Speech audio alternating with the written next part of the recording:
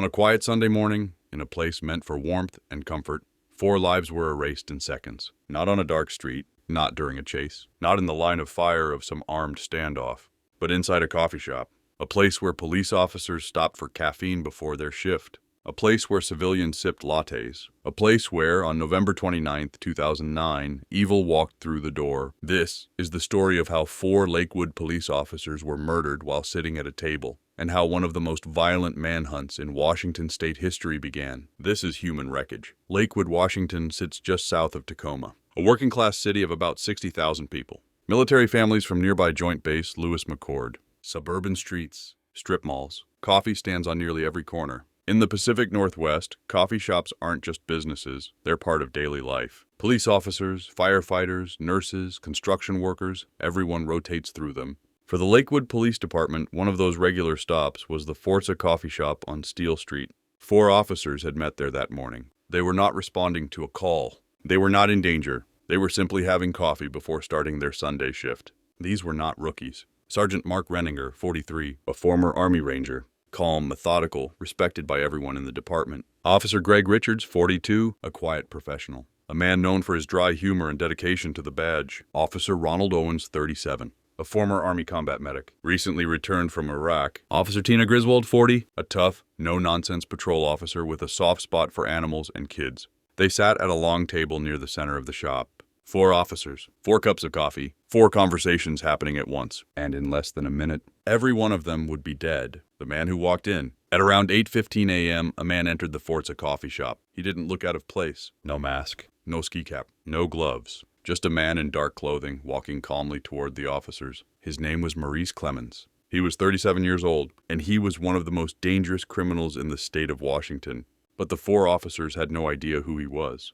Who was Maurice Clemens? Clemens had a long and violent criminal history. As a teenager in Arkansas, he committed multiple armed robberies. In 1993, he was sentenced to over 100 years in prison. But in 2000, the governor of Arkansas at the time, Mike Huckabee, granted him clemency, reducing his sentence dramatically. Clemens was released early. He immediately returned to crime. He bounced between states, robberies, assaults, gun charges. By 2009, Washington authorities had a warrant for his arrest. He knew police were looking for him. He was on the run, and he was armed. The moment everything changed. Inside the Forza coffee shop, Maurice Clemens pulled a handgun. He did not shout. He did not demand anything. He opened fire. He walked directly up to the table where the officers sat and began shooting them in the back. They never had a chance. Witnesses later said it happened so fast that no one even realized what was happening until blood was everywhere. Clemens executed them one by one. Some tried to fight back. One officer managed to fire a round, but Clemens kept shooting. When the gun jammed, he cleared it and kept firing. In under 30 seconds, 4 police officers lay dead on the floor of a coffee shop. The aftermath. Screams filled the room. People dove behind counters. Coffee cups shattered. Tables overturned. Clemens ran. He disappeared into the neighborhood.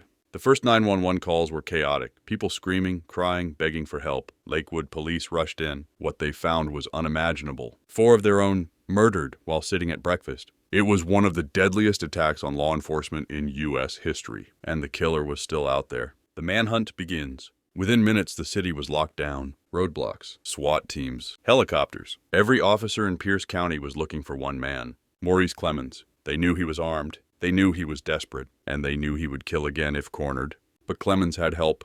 He fled to a nearby house, the home of a woman named Brandy Brannon. She was a former girlfriend. She hid him. She gave him clothes. She helped him escape. The manhunt stretched into the night, and it would end in a violent confrontation that would claim one more life. 4 officers went into a coffee shop that morning expecting nothing more than caffeine and conversation. They never walked out. When the sun went down in Lakewood, Washington, the city felt like it was holding its breath. 4 police officers were dead. Their killer was still free. And somewhere in the dark, Maurice Clemens was running. Clemens didn't go far. After fleeing the coffee shop, he ran through backyards and alleys, ditching his jacket and moving through residential streets just a few blocks away. He was bleeding. During the attack, one of the officers had managed to fire a shot that struck Clemens in the leg. It wasn't life-threatening, but it was slowing him down. He needed help, and he knew exactly where to go. Brandy Brannon. Brandy Brannon lived in a small house in Parkland, not far from the coffee shop. She was 32 years old. A single mother, and she had been romantically involved with Clemens in the past. When he knocked on her door that morning, she didn't call the police. She let him inside. Clemens told her he had been shot, that he needed clothes, that he needed somewhere to hide. And instead of turning him in, she helped him. She gave him a fresh pair of pants, a jacket, shoes. She tried to stop the bleeding. Outside, the city was swarming with law enforcement. Inside, one of the most wanted men in Washington was sitting on her couch. Detectives were moving fast. Witnesses from the coffee shop had given descriptions. Surveillance footage was being analyzed. Tips were pouring in, and one name kept coming up: Maurice Clemens. Police knew his history. They knew his associates. They knew he had nowhere safe to go. By early afternoon, they had narrowed their focus to the Parkland area. And soon, they would be knocking on Brandy Brannan's door. Clemens realized time was running out. He could hear helicopters overhead, police sirens in the distance. Brandy later told investigators that he became increasingly paranoid, pacing, peeking through windows, gripping his gun. At one point, he asked her if she was going to turn him in. She said no, but fear was everywhere, and Maurice Clemens had already crossed a line he could never come back from. The final encounter. Late in the afternoon, a Lakewood police officer named Paul Alcantara spotted a man matching Clemens' description walking along a residential street. Clemens was limping. He was wearing clothes that didn't quite fit, and he was armed. Alcantara called it in and followed at a distance. Then Clemens turned. He opened fire. A gun battle erupted in the street. Clemens fired multiple rounds at Alcantara, who returned fire. One bullet struck Clemens in the torso. He collapsed. When officers approached, Maurice Clemens was dead. The man who had executed 4 police officers in a coffee shop just hours earlier was finally gone. The arrest of Brandy Brannan. Police immediately went to Brandy Brannan's house. She was arrested. Inside, they found bloody clothing, evidence of Clemens' presence, and proof that she had knowingly helped him evade capture. She would later plead guilty to rendering criminal assistance. She was sentenced to prison. The city in mourning. Lakewood was shattered. The department had lost nearly 10% of its force in a single morning. Funerals were held one after another. Thousands of officers from across the country traveled to Washington to stand in honor of the fallen. The town was blanketed in blue ribbons. Flags flew at half-staff, and a coffee shop became a memorial. Who was to blame? As the shock wore off, anger took its place. How had Maurice Clemens been free? How had a man once sentenced to over 100 years in prison been walking the streets with a gun?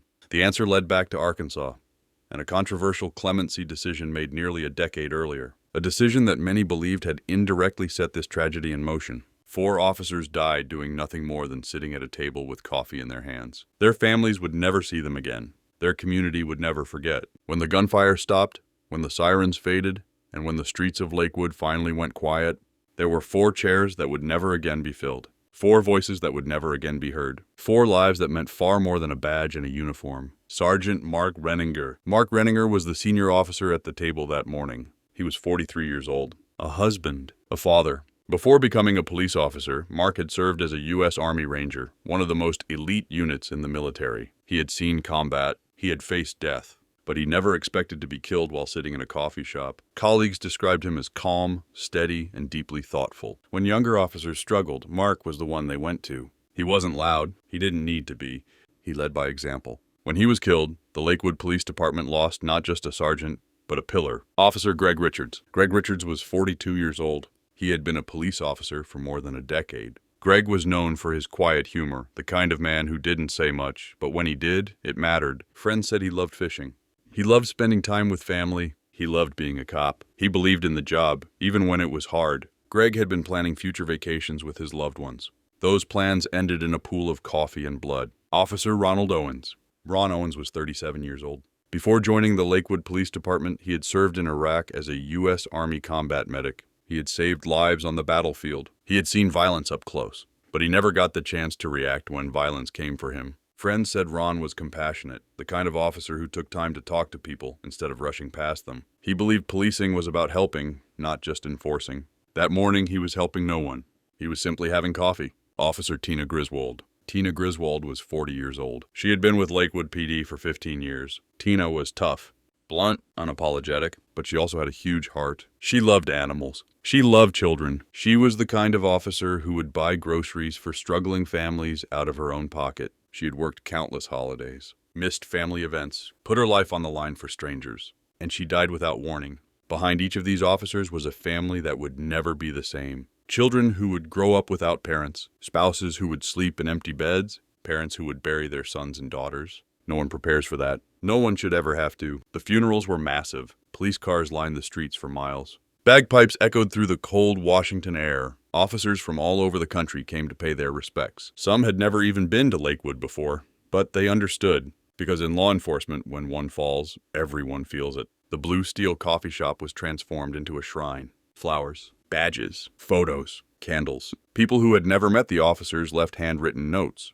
Because this wasn't just a police tragedy, it was a human one. The Lakewood Massacre changed policing in the Pacific Northwest. Officers began sitting with their backs to the walls. Some stopped going to public coffee shops altogether. Departments reevaluated safety protocols, but nothing could undo what had happened. 4 officers had been murdered in cold blood, and the reason Maurice Clemens had been free to do it was now under a microscope. Every tragedy has a beginning, and long before 4 police officers sat down in a coffee shop in Lakewood, long before a gun was drawn, long before lives were lost, a decision had already been made. A decision that would come back to haunt everyone.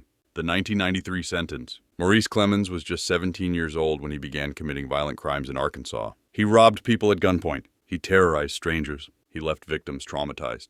In 1993, a judge sentenced him to more than 100 years in prison. The message was clear. This man was dangerous. He should never walk free. And for a time, he didn't.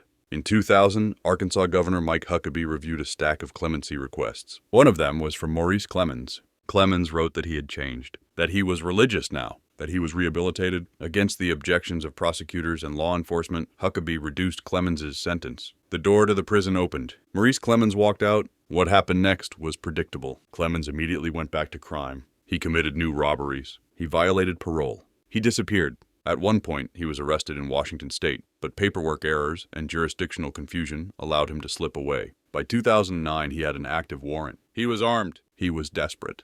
And he knew the police were closing in. After the Lakewood Massacre, the spotlight turned directly to Huckabee. How could a man sentenced to 100 years have been free? How many warning signs had been ignored? Families of the slain officers demanded answers. So did the public. Huckabee defended his decision, saying clemency was based on what was known at the time. But for many people, that answer wasn't enough. The tragedy revealed cracks in the criminal justice system. Parole failures, interstate communication breakdowns, poor tracking of violent offenders. Maurice Clemens didn't just fall through the cracks. He ran through them, and 4 people paid the price. Some places never feel the same again. No matter how much time passes, no matter how many people come and go, the air remembers. The Forza coffee shop, now known as Blue Steel, is one of those places. 4 police officers were murdered there on a quiet Sunday morning, and Lakewood will carry that weight forever. Today, a memorial stands in Lakewood to honor Mark Renninger, Greg Richards, Ronald Owens, Tina Griswold. 4 names carved into stone, 4 lives remembered. Every year, officers gather there. They stand in silence. They place flowers. They remember not how these men and women died, but how they lived. The massacre altered how officers across the country think about safety. Many departments changed policies. Officers no longer sat with their backs to doors. Some avoided public places while in uniform. Some never again felt truly off-duty. The idea that danger could strike anywhere, even over coffee, became painfully real. The name Maurice Clemens is rarely spoken in Lakewood, because he does not deserve to be remembered. What deserves to be remembered are the people he took, and the system that failed to stop him. This tragedy wasn't just the act of one man. It was the result of ignored warnings, broken supervision, and a dangerous person being allowed to roam free. We don't tell stories like this to glorify violence. We tell them to honor victims. We tell them to understand how fragile safety really is. And we tell them so that maybe, just maybe, the next tragedy can be prevented. 4 officers went into a coffee shop that morning. They never walked out, but they are not forgotten. This is human wreckage.